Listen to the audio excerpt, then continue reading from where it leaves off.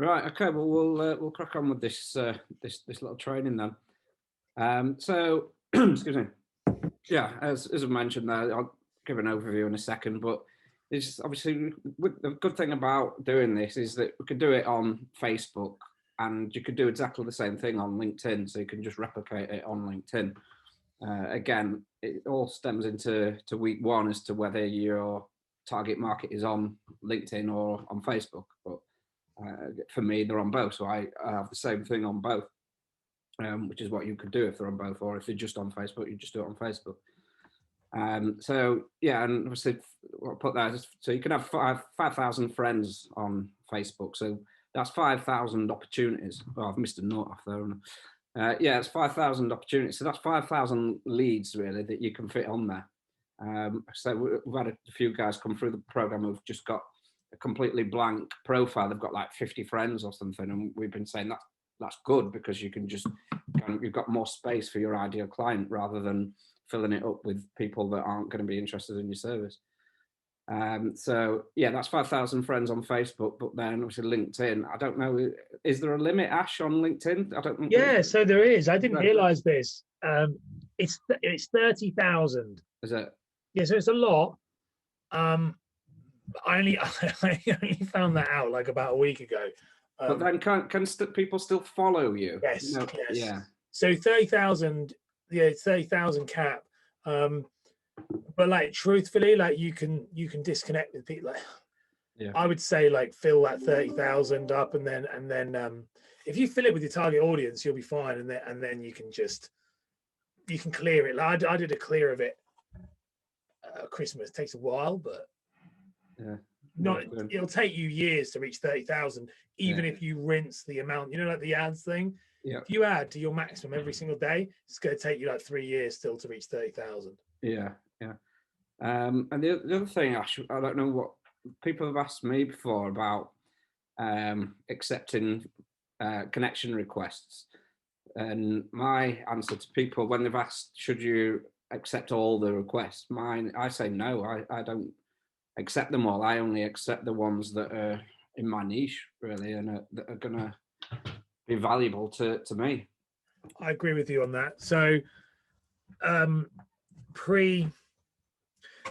would say like, so I've been getting like a ton of business over LinkedIn this last maybe 4 weeks because my niche is coaches, consultants, and freelancers.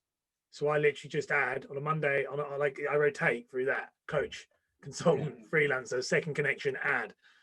If you are not a coach, consultant, or freelancer, I won't accept you because exactly when I found out about that, unless I know you, obviously, if you guys, I know you, but like, and you are consultants, so you fall into that thing. But like, I think you're right there, Dan. I wouldn't. The problem is if you stock it up with people who are like just randomers, then yeah, you're probably gonna you're wasting that space. Yeah. So I agree with you. I think you're right. Cool. Also, I don't accept any connection requests from someone who hasn't written a message. Yeah, yeah. And it's often if they've not viewed your profile as well, I think then you know that they're just kind of using automation and they're just not really bothered about you. They're just trying to build up the connections. I also unfriend them, I unfollow them, and unconnect with them. Sorry, if they send you a sales message straight away. Yeah. So if they send you a sales message straight away, only because of the 30,000 limit, like that really is a thing, is that it's an amazing tool when you can do it. But like if there's someone sends you like a, hi Ash, I'm a digital marketing guy and here's all my stuff, then it's not worth it. But obviously it's up to you. Yeah, and I even get a lot, like you said, digital marketing people trying to sell me digital marketing services. My bloody digital marketer, you can see that in 2 seconds if you just looked at the profile. But absolutely, it's a sign. Right, so just back to the training.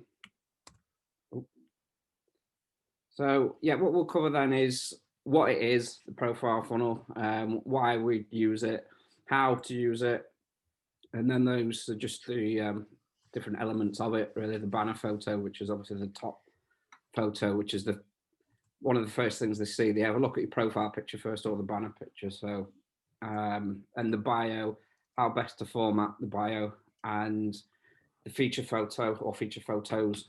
So Yeah, so let's get into it.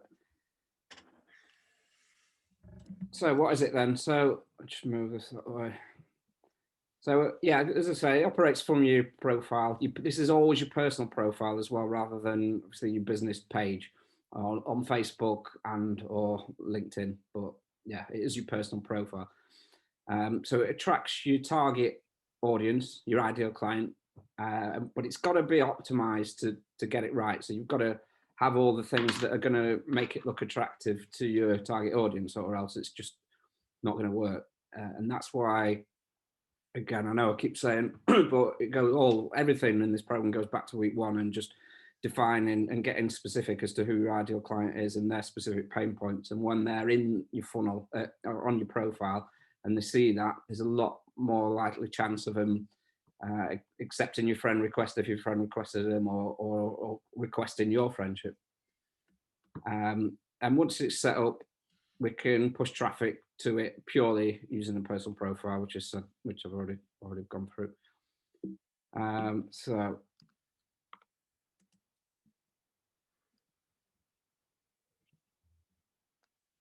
So the idea is then the first stage of it is that obviously with a page, a personal page, a business page, you can't do much with it. So you can't interact, you can't friend request people.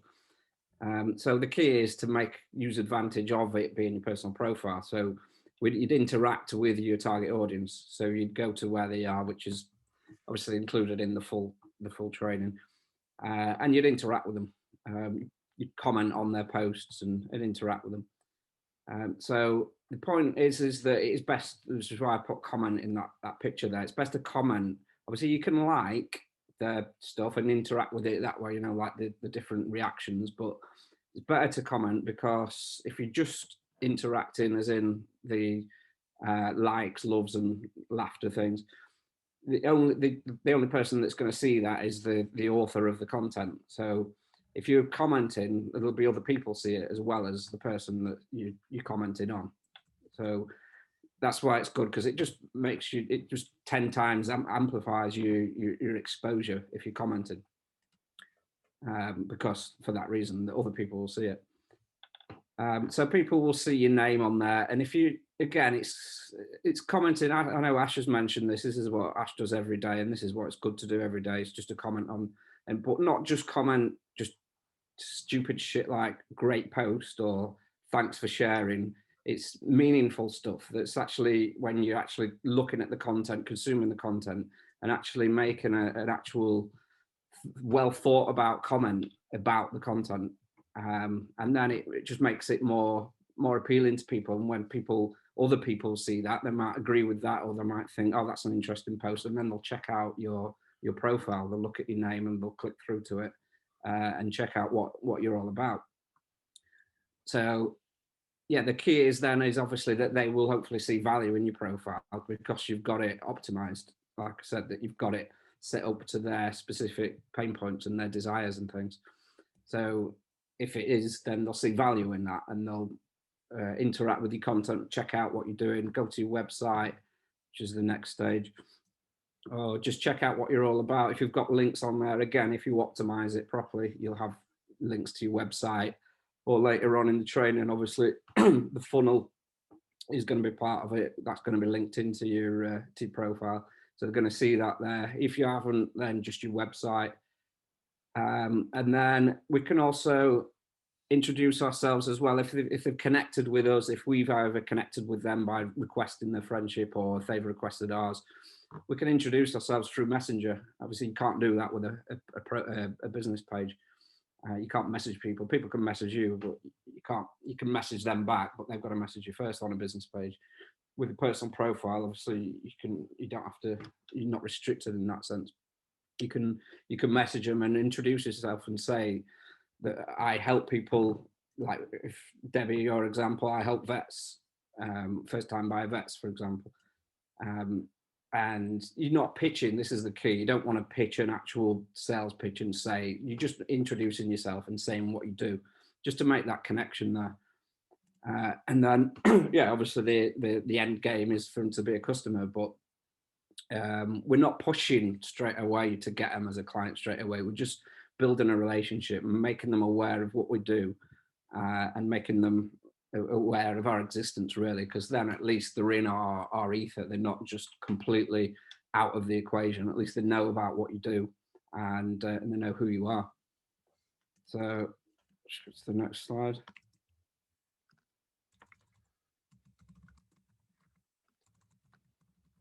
So this is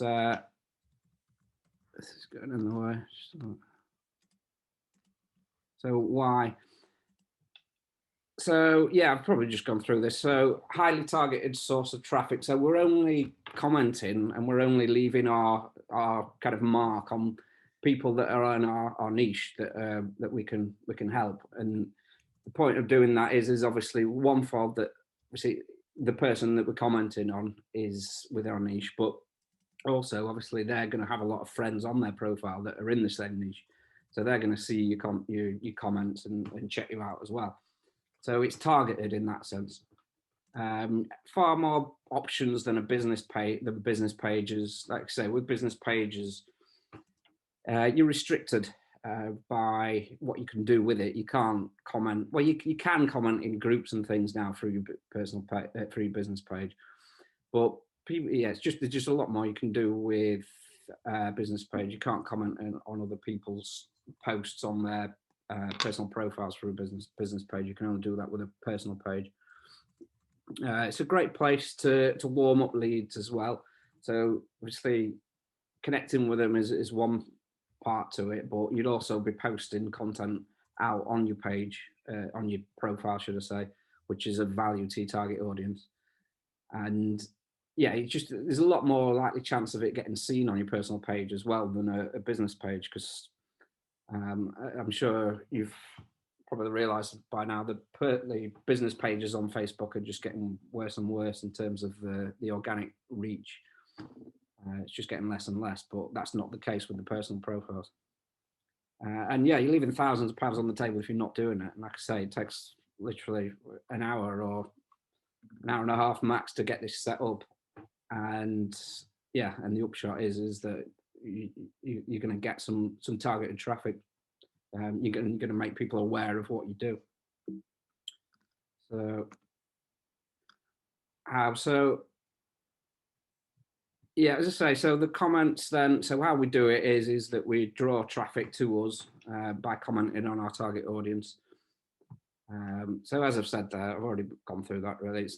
It's not only the author of the content that you're commenting on, but it's also their friends and connections that will see that. And hopefully they're all going to be, well, a lot of them are going to be in the same niche as you, because they'll have a lot of friends on the profile that are in the same niche. And yeah, the traffic will not only come from the comments you leave, but it'll also come from the content that you post out on your page. But only if it's relevant and engaging. So it's got to be, say, relevant to your target audience. Because if it's not, obviously, your target audience is not going to find it appealing at all. They're not going to engage with it. So banner photo then. So this is one of the first things they're gonna see. So it needs to appeal to them. Again, this is all about appealing to your niche. And so this is why I keep saying about the more narrow we can get, the more specific we can get. And if we can find out what their main pain point is, and when we put that out in our message, it's just going to resonate and it's going to attract them a hell of a lot more than what it would if it's less specific and less and more general. So as you can see, obviously this is an example of mine. My niche is financial services, obviously, and for me, from the research that I've done, the main pain point is the fact that people struggle to get a decent, reliable, qualified stream of leads. So that's the main pain point. So that's the main sort of title that you want to include in your header. And so that's the main pain point, as it says down below.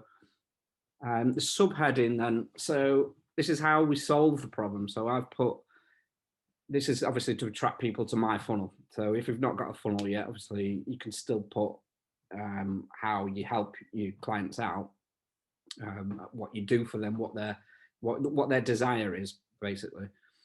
So that would be in the subheading, and then either the website or or if you've got a funnel, then your funnel URL would go in the line below.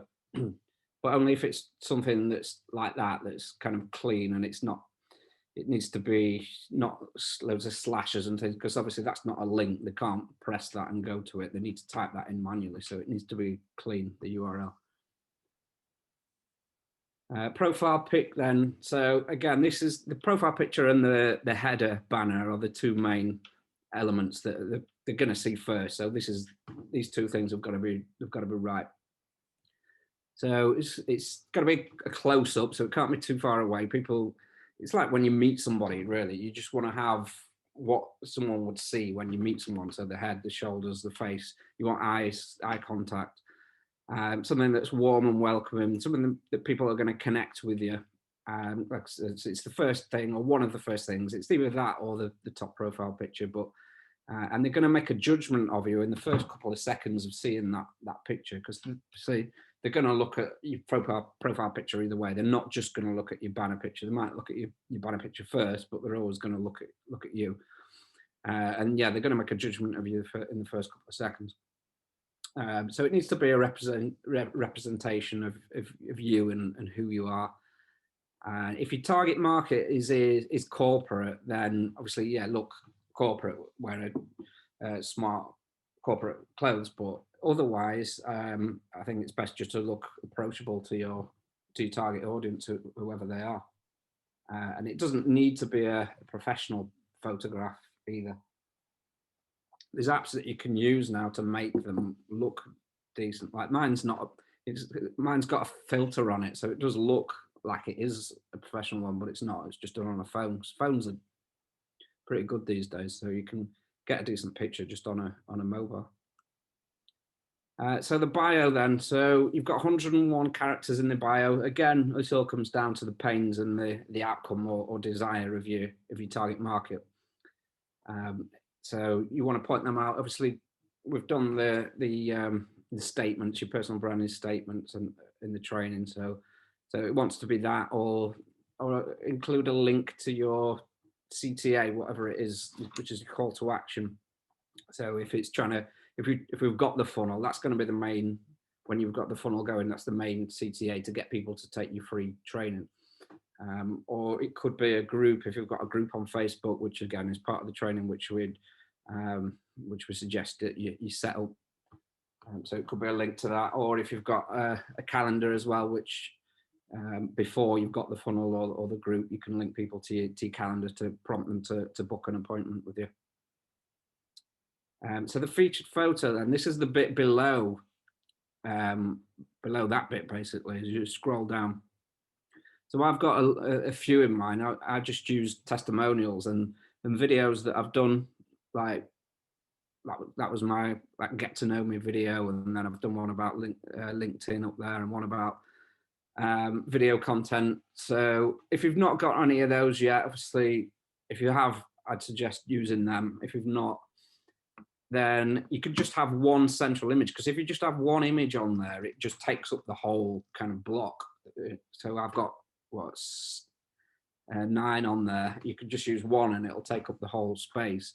And you can just say, if you've got the funnel, you could just put in that one picture, click here to access my free training, and then just put an arrow up and it'll point upwards to your links that are just below here.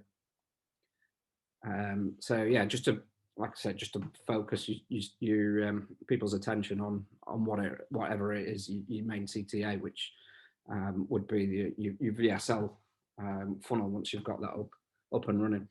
And then like I say, it'd be linked above. So yeah, that's pretty much it. But the other thing to mention is that always optimize it for mobile. So because 90% of your traffic will come from there. So the thing, it can be a bit fiddly, because you do it on your desktop. If you do it on the desktop straight away, you can't really see it on there. But I had to mess around with that. It's still not in fully, but you have to play around with it just to make sure it all fits in on the mobile side of things, because Yeah, if it doesn't, you're going to lose the lot, because like I say, it can look perfect on your laptop, but then when you check your mobile, it's all out of sync. So there's different proportions on it, and yeah, 90% of your 90% of your traffic is going to come from the mobile side of things. So it's yeah, it's important that you get that bit right and make it look all in sync on your mobile. But yeah, so that's pretty much what we've covered then. So we've covered the what of what it's all about, the why we use it, the how we use it, the banner photo and the profile pics, which, like I say, they're probably the most important aspect of it, because they're the first thing that people are going to see. And we've done the bio and the feature photo.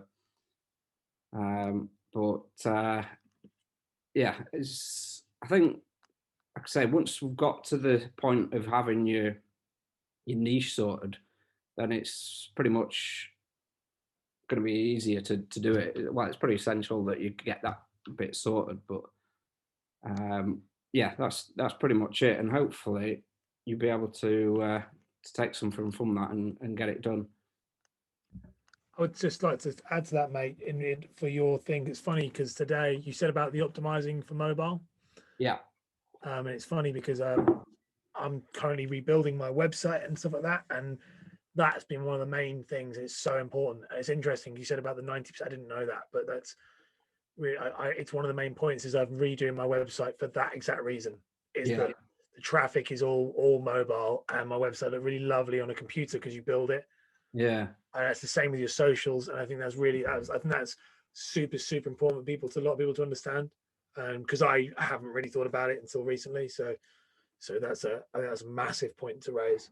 Yeah, and I think it's only going to continue in that trend as well, isn't it? It's not going to, desktops aren't really going to kind of catch up with them in any way. It's only going to continue in that trend. And the other thing to add as well, your photos, which I liked, was you talk about like making, you don't need a professional photo. So I've never paid for professional photos ever. No. Obviously, I know lots of photographers who do, and I know, and it's brilliant if you have the budget to.